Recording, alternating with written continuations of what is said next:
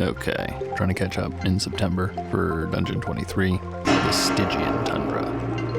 This place sucks, don't go here. I mean, unless you're on a quest to find the fabled Blades of Gixa, in which case you'll have to come through. That's the name of the book this is becoming, by the way, The Blades of Gixa. It's a mega dungeon I've been creating over the past year, drawing a room a day, approximately, on these calendar spreads. So there's 12 floors, 365-ish rooms or areas. It should be broadly compatible with any classic style fantasy RPG. Coming soon to Kickstarter. Follow the link in the description to sign up and get notified when it launches. Anyway, the Stygian Tundra.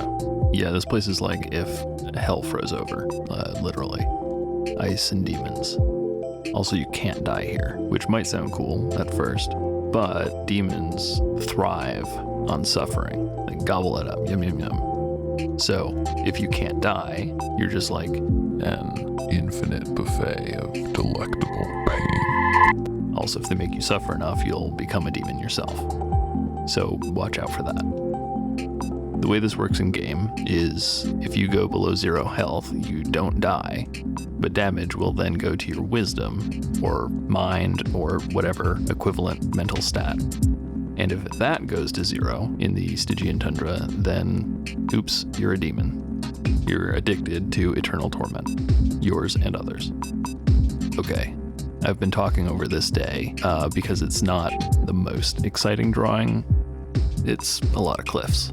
It's a pass full of snow because these caverns are big enough to have their own weather.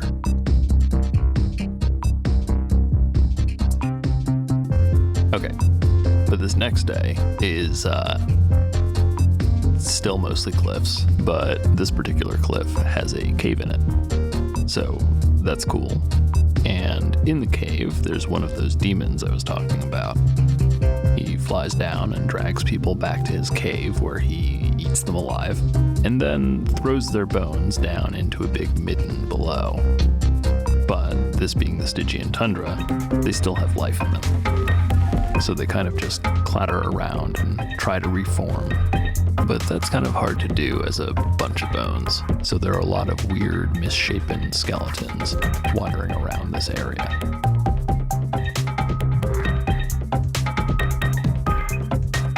Now I'm drawing the bottom part of the top part of a hole. This hole is bad news. People get thrown in here. They're made to walk this plank I'm making with correction fluid.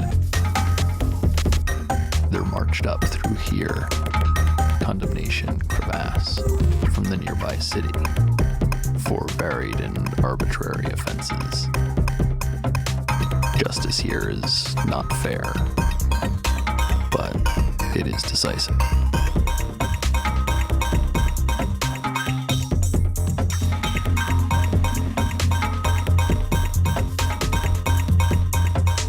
Okay, so some people have found strategies for dealing with the whole no death, infinite suffering situation. These little pear shapes are 5 monks, worshippers of Doruk, goddess of joy and sorrow, sister of the eponymous Gixa, goddess of life and death. They have somehow meditated themselves into cryostasis.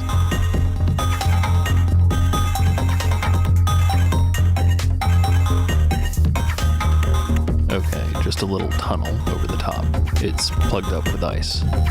Those monks are really stuck in there, but it makes it hard for the demons to reach them, so trade-offs. Now these tunnels are fading up into the ceiling. Okay, they're not actually tunnels. This is the top of a really, really, really, really, really, really big tree. So I start filling in that bark texture, just following the lines of the tree, adding in some waviness and getting some illusion of depth with light and dark. The branches further back are lighter, simulating the haze of distance. Okay, a little more tunnel here, and we're done. This tree is the Great Nightwood. Actually, no, it's not done. Okay, there. So the Great Night, wait, it's a little imbalanced looking. Let's get another branch in there, like that. The Great Nightwood reaches up 2 levels of the dungeon. The players will have encountered a Nightwood forest above, much smaller trees, and here they'll discover that it was all one tree. It's tied to the deeper story of this place. More on that another time. Okay, so we'll continue the tunnel and make another cliff line, and then extend that tunnel a bit to a nice precarious walkway. More cliffs, and some onion-domed towers and other buildings, forming a district of a city. This is part of the city of Tenebrax, which sits under the Great Night Tree. Next up, stairs.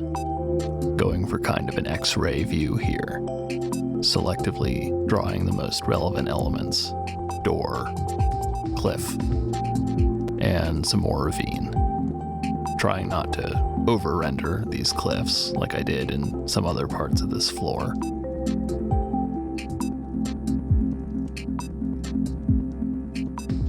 And with that, it's a week. A whole row looking pretty good. Here's how the whole month of September turned out. There's still some stuff to be done in the margins, encounter tables, treasure, things like that, but the days are done. So, again, happy to say that this thing has a name, The Blades of Gixa, and it's getting a print run when it's done, in both book and poster form.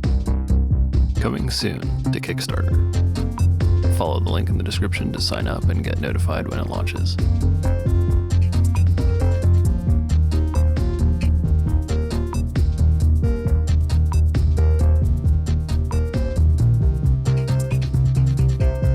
This has been Quadro. Thanks for watching and thanks for your support.